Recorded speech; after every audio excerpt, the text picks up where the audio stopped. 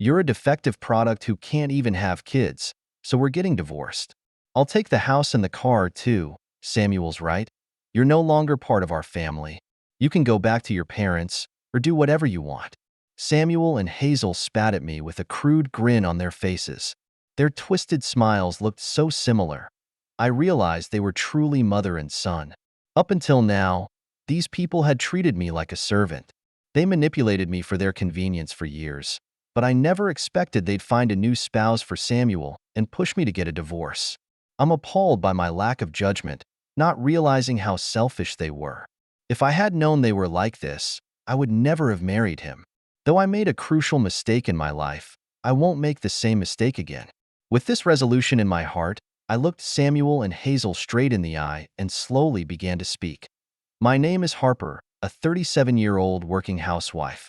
I work for a regular company and have a side job, too. I met my husband Samuel 12 years ago. At that time, I was working for another company and met Samuel when he came over to make a sales pitch.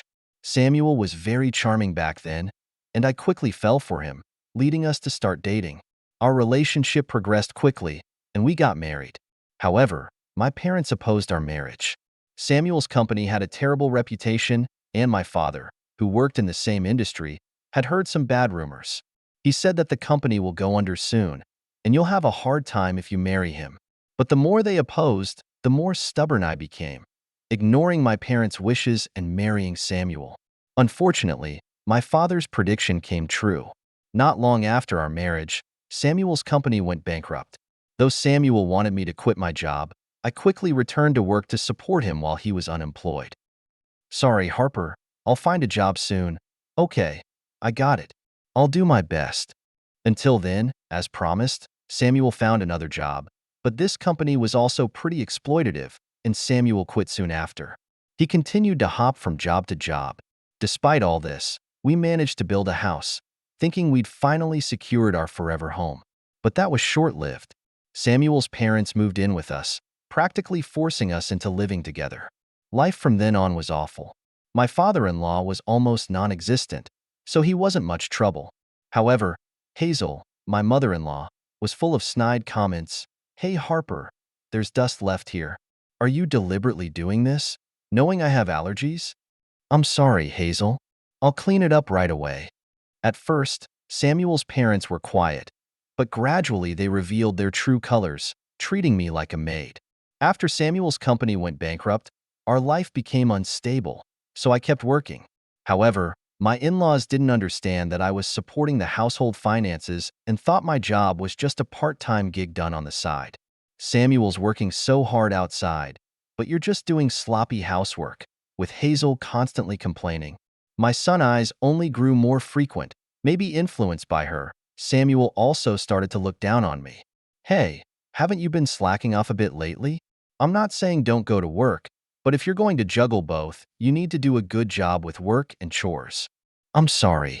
The kind Samuel was completely gone, and he too started to treat me like a servant.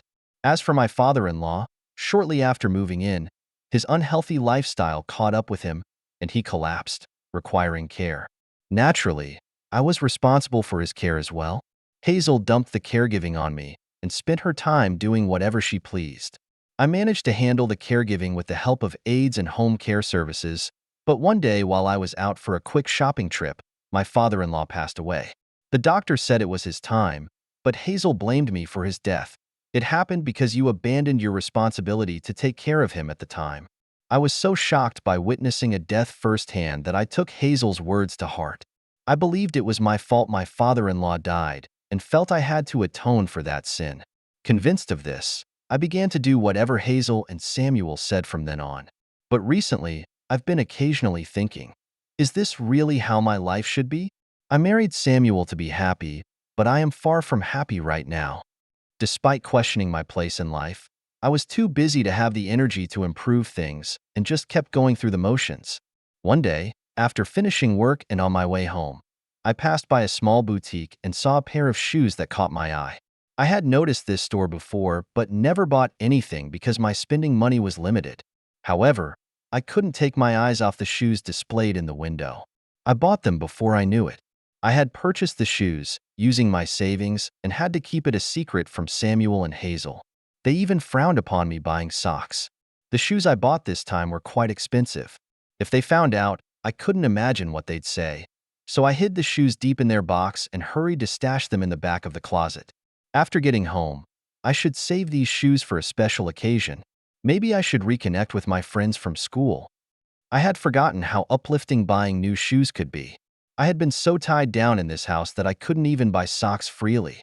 Though I felt a rush of worry over doing something bold and the excitement of wearing new shoes, my heart was racing. If I'm going to go out, I'll need to get their permission. That would be tough, but I figured I'd manage somehow. I spent the next few days feeling brighter, but then one evening, exhausted from work and returning home, I opened the door to see Hazel trying to shove her foot into my new shoes. What? What are you doing? I shouted in surprise, and Hazel looked slightly startled but soon wore her usual mean smile. What am I doing? I'm trying on these new shoes. When did you become so important that you could buy such fancy shoes? These shoes suit me better than your poor feet, so I'm going to take them. Hazel looked at me with a smirk as I stood there in shock, but her mean smile quickly turned into a scowl. What's wrong with these shoes? They don't fit at all. I hate to say it, but Hazel is quite voluptuous. Naturally, her feet are just as large, so it's no wonder my shoes didn't fit her. However, Hazel blamed the shoes for the size issue and became furious. I don't want these, she shouted, throwing the shoes roughly on the floor. In the process, the shoes got dirty, and some of the decorations came off. Throw that trash away. As I heard Hazel's hysterical shouting, I gently picked up the shoes. If I fixed them, I might still be able to wear them. The dirt would probably come off, too. I held the now tattered shoes close, fighting back tears. I put the shoes back in the closet and waited for Samuel to come home. What happened today was just too awful. I decided to talk to Samuel about Hazel and waited for him to get home, which was late as usual. I'm so tired. Without even a greeting, Samuel sighed as he came in. Holding back my trembling hands, I spoke to him. Samuel, listen. Hazel tried to wear my shoes without asking. Huh, so what? You're both women, so what's the big deal? I tried to explain further, but Samuel cut me off with an irritated voice. Wait, you bought shoes with my money without asking me? His unexpected response left me momentarily speechless. Seizing the moment, Samuel berated me. You, who barely make any money, used my money to buy shoes without even talking to me? It's my hard-earned money. Usually, you'd at least ask, right? What were you thinking? And now you're complaining that my mom wore them. Who do you think you are? Though Samuel said that we couldn't survive on his earnings alone, it's only with my income that Hazel and Samuel can eat. When we first got married, I explained the household expenses to Samuel, especially with Hazel added to the mix. He should know we can't make it on his earnings alone. But over the years, Samuel seems to have completely forgotten that. I used my savings to buy them, I said. Huh, your savings are next to nothing. You barely earn anything. Samuel's complete lack of understanding irritated me, and before I knew it, I retorted, you barely earn anything yourself? I intended to say it quietly, but Samuel seemed to hear it clearly. Say that again, he shouted, and then he threw his bag at me. Luckily, it missed me and hit the wall. But the scene was so violent that I froze in shock and fear. Don't you ever talk back like that again, he yelled and stormed out, slamming the door behind him. This is horrible. What am I going to do? I had never talked back to Samuel before and had always been compliant. This was his response to my defiance. What should I do now? I wiped away the tears that had started to fall with my sleeve. Tears continued to stream down, and I couldn't stop them for a while. After this shocking incident, I became ill. I managed to go to work, but I must have looked quite pale because my colleagues noticed and suggested I leave early. I feel so tired, dragging my heavy feet. I reached for the front door. Before I touched it, the door suddenly opened, startling me. The person opening it was an unfamiliar woman. What? Who are you? I stiffened, thinking she might be a burglar, but the woman just looked me up and down, snorted, and walked away with a smug expression. Then she left with no words. Why are you here? As I stood there dumbfounded, Samuel appeared from inside, looking surprised. Samuel's current job involves mostly night shifts, so it wasn't unusual for him to be home during the day. But I looked at him coldly. Samuel, who was that just now? What can I say? Samuel started to fumble for words, and my face contorted with anger as I realized, was she your mistress? When I bluntly asked, Samuel's eyes darted around. Behind him, Hazel peeked out and spoke up instead of the flustered Samuel. That was Samuel's new wife-to-be. What? I couldn't help but let out a stupid-sounding voice. What did Hazel just say? Seeing my wide-eyed shock, Hazel frowned unpleasantly. You haven't had kids yet, so Samuel found someone new to marry. She's younger and looks more capable than you. Will you just hurry up and get divorced? I looked at Samuel in disbelief, but with Hazel's help, he seemed emboldened. Gone was his earlier panic, and he now puffed out his chest arrogantly, saying, I met her at a party. She said she likes me. When I told her I was married, she said she'd wait until I got a divorce. She's such a sweet girl. Seeing my stunned expression only made Samuel more confident, and he spouted something outrageous. I'm divorcing you. Defective as you are for not being able to have kids. I'll take the house and the car too. Samuel's right. You're no longer part of our family. Go back to your parents or do whatever you want. Hazel chimed in, laughing wickedly alongside Samuel. They had always treated me like a servant. They manipulated me for years for their convenience. But I never imagined they'd find a new partner for Samuel and demand a divorce. They probably thought I would obediently comply just like always. But to think they could be so selfish, I'm disgusted with my own poor judgment. If I had known they were like this, I would never have married him. I made a terrible mistake in a crucial life decision, but from now on, I won't make the same mistake. With this resolve, as I looked straight at Samuel and Hazel and slowly spoke, All right, just wait a moment. Their faces registered surprise at my response, leaving them behind. I quickly headed to the town hall. I'm glad I came home in the morning today, I thought, oddly calm. You said you wanted a divorce, right? Fine. Here's the divorce papers. After filling out the necessary details at the town hall, I handed the papers to Samuel, who was casually sitting in the living room. You're serious? Of course, I'm serious. You're the one who said you wanted a divorce, right? Ignoring the bewildered Samuel, I quickly packed my belongings, since I didn't have many personal items to begin with. I finished packing in no time. I didn't forget to take the shoes I had hidden in the back of the closet. Hurry up and fill up the necessary details. I'm going to commit these to the town hall right now. I urged Samuel to fill out the paperwork. After thoroughly checking the completed divorce papers, I smiled brightly at the still dumbfounded Samuel and Hazel. Well then, take care. They could only watch me leave with stupid looks on their faces. After that, I stayed at a hotel near my office, reflecting. I realized that I hadn't had any alone time since getting married, and I savored this rare sense of freedom. I enjoyed my free time and went to work as usual the next day. Even at work, Samuel kept calling me repeatedly. I was busy and had no time to deal with my now ex-husband. I ignored his calls until I returned to the hotel at night. But with his incessant calling, my phone was nearly unusable. So I sighed and finally answered, Finally, why is my car gone? I had plans to take my new partner on a drive today. You must have taken it. Samuel's voice was almost tearful as he shouted, Thanks to you. My new partner is totally disappointed in me. She was really looking forward to that drive in the car. What are you going to do about it? It seemed his new partner was disillusioned, and he was half crying out of shock. I was so exasperated by his sheer selfishness that I found myself looking up at the ceiling. Samuel clearly hadn't understood anything at this point, so I decided to give him a reality check. What are you talking about? That car is mine. Huh, what are you saying? That car is mine. You stole it. You thief. He tried to bite at me, but my big sigh stopped him. Listen, that car is registered in my name. All right? I paid for it. I've been paying the car tax, and I've taken care of all the inspections. You've just been borrowing it without asking. Get it? I had never stood up to Samuel like this before, so he was shocked by my sudden assertiveness. Still, he stammered and tried to argue. You couldn't have paid that much money. So, did you pay for all those things? Do you remember paying? Didn't you just use my money without telling me?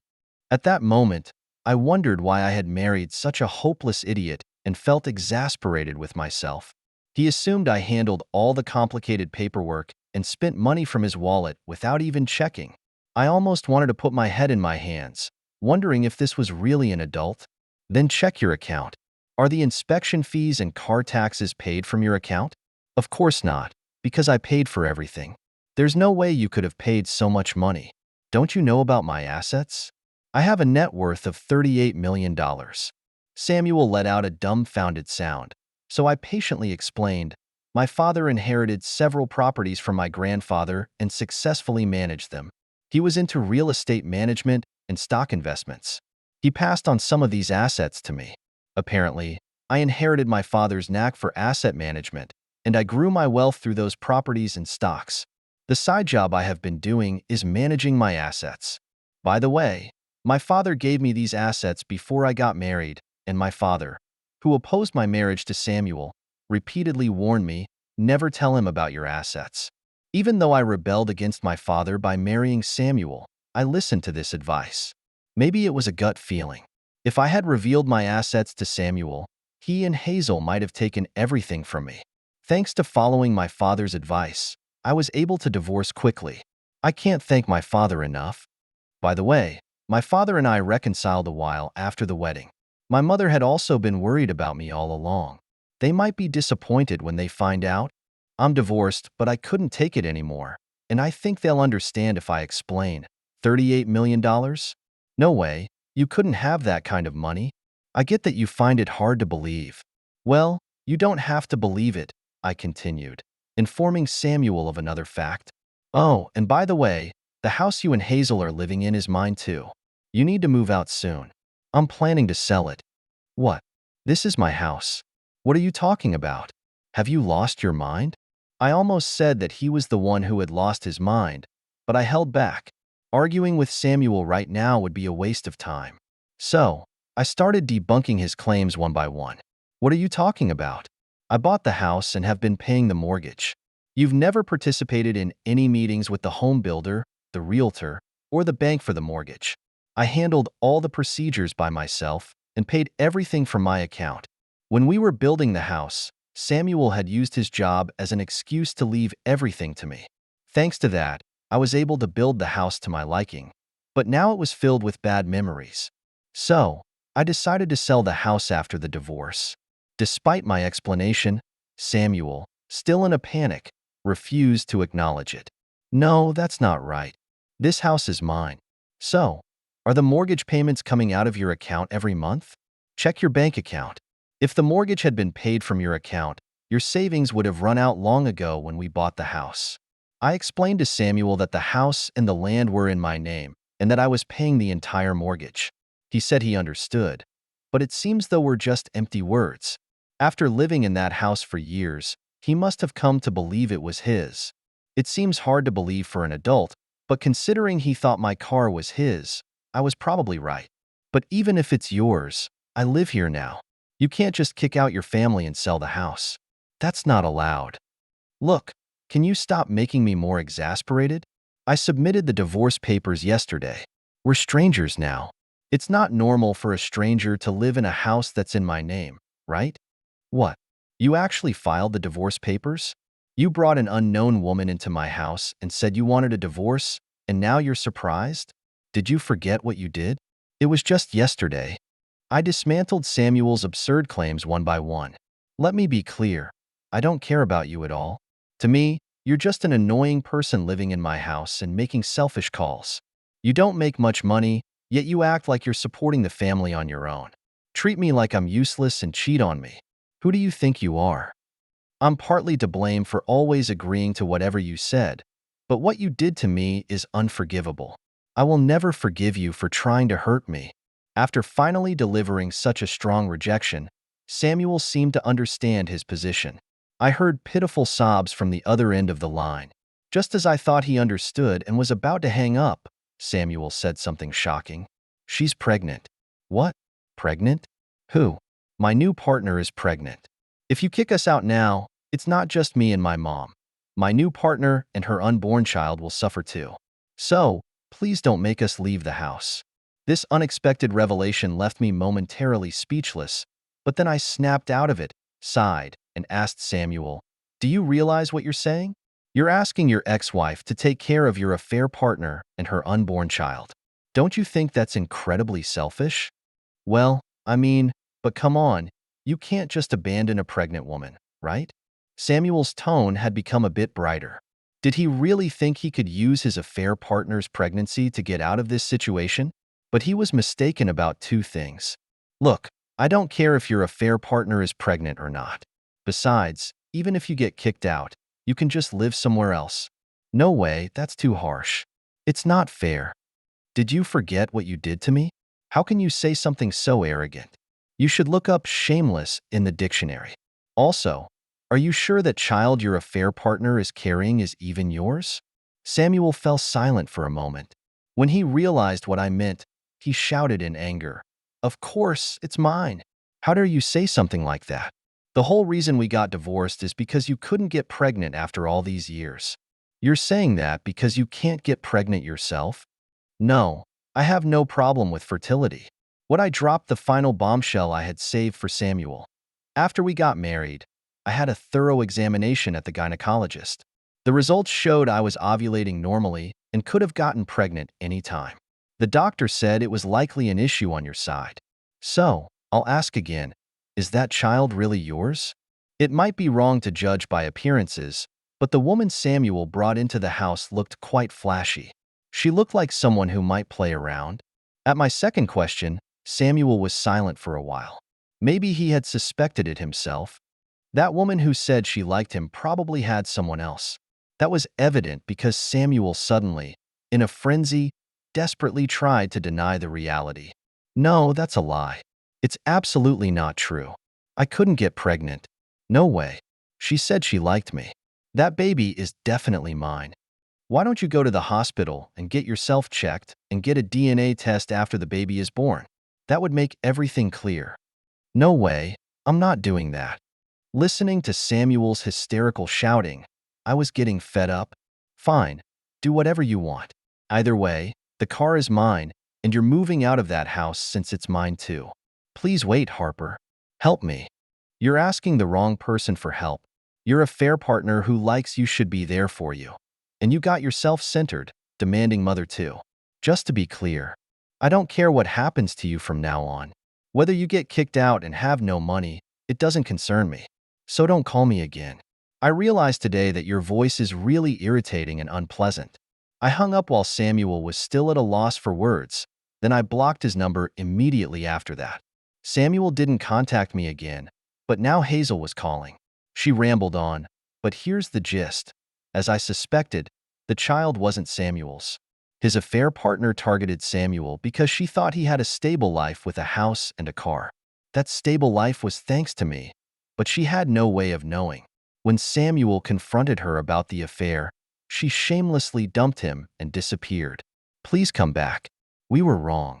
We're really sorry. Hearing Hazel's pitiful, fake-sounding plea over the phone made me laugh out loud. Sorry?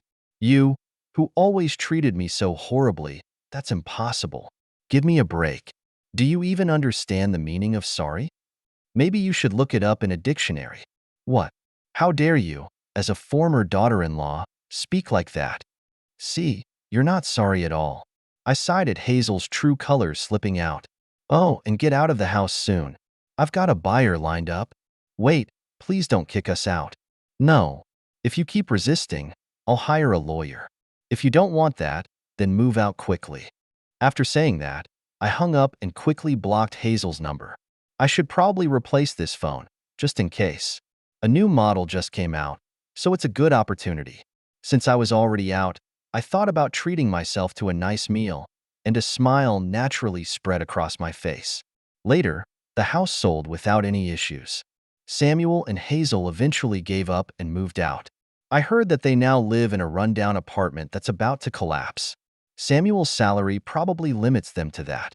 It seems they're struggling to put food on the table and are asking relatives for help, but no one wants to support them. Relatives gossip that they got what they deserved for driving their wife away.